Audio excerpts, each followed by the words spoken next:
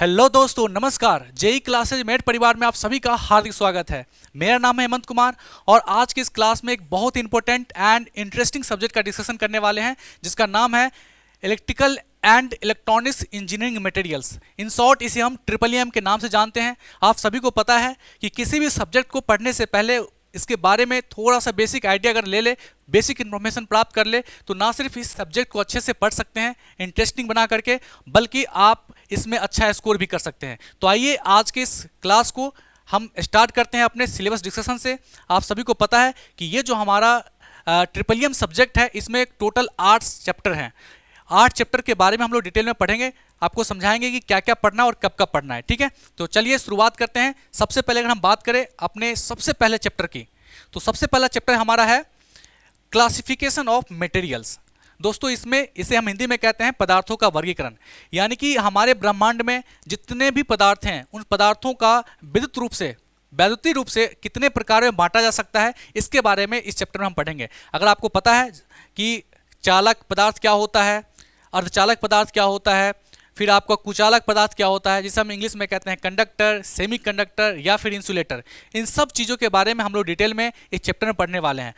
जो क्लासिफिकेशन होगा पदार्थों का, ये 3 ही होगा, लेकिन 2 प्रिंसिपल पर बेस्ड होगा। एक तो होगा आपका कि एटॉमिक स्ट्रक्चर पर, और दूसरा जो होगा आपका वो एनर्जी बैंड गैप पर होगा। एनर्जी बैंड गैप के अकॉर्डिंग भी हम जो क्लासिफिकेशन है मटेरियल्स का वो पढ़ेंगे, और फिर हम एटॉमिक स्ट्रक्चर के बेस्ड भी जो है इन तीनों को हम पढ़ेंगे बारी बारी से। ठीक है, चलिए अगर हम बात करते हैं नेक्स्ट चैप्टर की, तो नेक्स्ट चैप्टर आपको दिख रहा है कंडक्टिंग मटेरियल्स, यानी कि चालक पदार्थ। ठीक है, तो चालक पदार्थ, अब देखिए जैसे कि मैंने बताया कि पहले चैप्टर में तो हम लोग इसका क्लासिफिकेशन करेंगे, और फिर इसके अगर हम बात करेंगे तो हर एक टाइप्स को हम लोग पढ़ेंगे। तो सबसे पहले जो हम पढ़ेंगे सेकंड नंबर चैप्टर में, वो होगा आपका कंडक्टिंग मटेरियल्स, यानी कि चालक पदार्थ। ठीक है, चालक पदार्थ में इलेक्ट्रॉनों की जो संख्या है वो कितनी होती है, अधिक होती है या कम होती है, कौन कौन से ऐसे पदार्थ हैं जिसका उपयोग हम चालक पदार्थ की तरह कर सकते हैं। ठीक है, इसके अलावा आप ये देखेंगे कि किस पदार्थ का सबसे अधिक चालकता होती है, किस पदार्थ का सबसे कम होती है। इन सब चीज़ों के बारे में, एटॉमिक स्ट्रक्चर पर बेस्ड भी इन सारी चीज़ों के बारे में हम लोग क्या करेंगे, डिटेल में एनालिसिस करेंगे इस चैप्टर के अंदर। फिर हम बात करें चैप्टर नंबर 3 की। चैप्टर नंबर 3 आप सभी को दिख रहा होगा, इंसुलेटिंग मटेरियल्स। यानी कि अब कंडक्टिंग मटेरियल्स के बाद हम लोग इंसुलेटिंग मटेरियल यानी कि कुचालक पदार्थ के बारे में पढ़ेंगे। ठीक है, आप सभी को पता है इसे हम हिंदी में विद्युत रोधी पदार्थ भी कहते हैं। यानी कि ऐसे पदार्थ जो विद्युत का क्या करे, विरोध करे, विद्युत प्रवाह का विरोध करे किसी अपने से होकर के। ठीक है, तो यहाँ पर हम देखेंगे कि कौन कौन से पदार्थ हैं जिसका उपयोग हम लोग डिफरेंट डिवाइसेज में, डिफरेंट मशीन्स में एज ए इंसुलेटिंग यूज करते हैं। इंसुलेटर का यूज क्यों करते हैं, इन सब चीज़ों के बारे में हम लोग डिटेल में पढ़ने वाले हैं चैप्टर नंबर 3 में। फिर आता है आपका चैप्टर नंबर 4, जो आपको दिख रहा है मैग्नेटिक मटेरियल्स। अब ये यहाँ से बिल्कुल एक बदलाव आता है, क्योंकि मैग्नेटिक मटेरियल्स अगर नहीं होता तो शायद हम अपने फैन को ऑपरेट नहीं कर पाते, फैन का यूज नहीं कर पाते, या मोटर या जनरेटर शायद हम उसका निर्माण भी नहीं कर पाते, सब कुछ बैटरी पर ही चलता रहता। तो यहाँ पर मैग्नेटिक मटेरियल्स का कॉन्सेप्ट आता है कि कौन कौन से ऐसे मटेरियल्स हैं, कौन कौन से ऐसे पदार्थ हैं जिसमें मैग्नेटिक प्रॉपर्टीज होती है, और उसका उपयोग हम कैसे कर सकते हैं, और वो इसके बारे में सबसे पहले किसने बताया था, कैसे कौन कौन से लॉ बताए गए डिफरेंट साइंटिस्ट के द्वारा, इन सब के बारे में डिटेल में हम लोग पढ़ने वाले हैं मैग्नेटिक मटेरियल्स यानी कि मैग्नेटिक चुंबकीय पदार्थ के बारे में। ठीक है, फिर हम पढ़ेंगे जो नेक्स्ट चैप्टर होगा हमारा चैप्टर नंबर 5। यहाँ पर आप देख रहे हैं कि सेमीकंडक्टर आपका मटेरियल्स है। सेमीकंडक्टर मटेरियल्स यानी कि अर्धचालक पदार्थ। ठीक है, तो यहाँ पर अर्धचालक पदार्थ में आप देखेंगे कि कुछ ऐसे पदार्थ होते हैं जो न तो ज़्यादा उसमें कंडक्टिविटी वाला गुण होता है और ना ही इंसुलेटिंग वाला गुण होता है, बीच का होता है। यानी कुछ भाग जो है करंट का वो फ्लो कर जाता है और कुछ भाग नहीं कर पाता है। तो ये जो बीच वाला पदार्थ है, एनर्जी बैंड पर भी देखेंगे, अगर हम इलेक्ट्रॉन्स के मात्रा पर देखें तो यहाँ पर इलेक्ट्रॉन्स जो है वो बहुत ही कम होता है, नगण्य नहीं होता है लेकिन होता है, कुछ कम होता है। तो इस वजह से थोड़ी सी मात्रा जो है वो क्या होता है, फ्लो हो जाता है। लेकिन ये जो गुण है ना, इसका उपयोग बड़े पैमाने पे किया जाता है, खास करके जितने भी डिजिटल, अभी हम लोग डिजिटल दुनिया की अगर हम बात करें जिसमें आप रेडियो, टीवी या फिर आप मोबाइल, जितनी भी चीज़ें यूज कर रहे हैं आज, जितने भी गैजेट यूज कर रहे हैं, उन सभी में कहीं ना कहीं सेमी कंडक्टिंग मटेरियल्स यानी कि अर्धचालक पदार्थ का उपयोग करते हैं। ठीक है, तो जितने भी चीज़ें हैं इन सब के बारे में हम लोग पढ़ेंगे। सेमी कंडक्टर में कौन कौन से मटेरियल्स होते हैं, उसके क्या क्या प्रॉपर्टीज होती हैं, कहाँ कहाँ एप्लीकेशन होता है, किस तरीके से एप्लीकेशन करते हैं, इन सब के बारे में हम लोग डिटेल में एनालिसिस करेंगे चैप्टर नंबर 5 में। ठीक है, नेक्स्ट चैप्टर की अगर हम बात करें तो आपका स्पेशल पर्पस मटेरियल्स यानी कि विशेष उद्देश्य पदार्थ।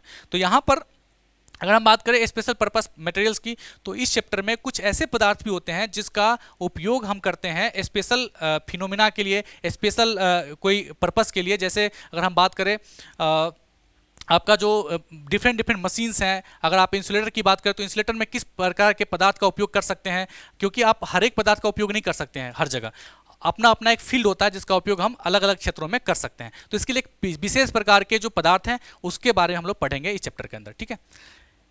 फिर आपका है क्या, ferrous and non ferrous materials.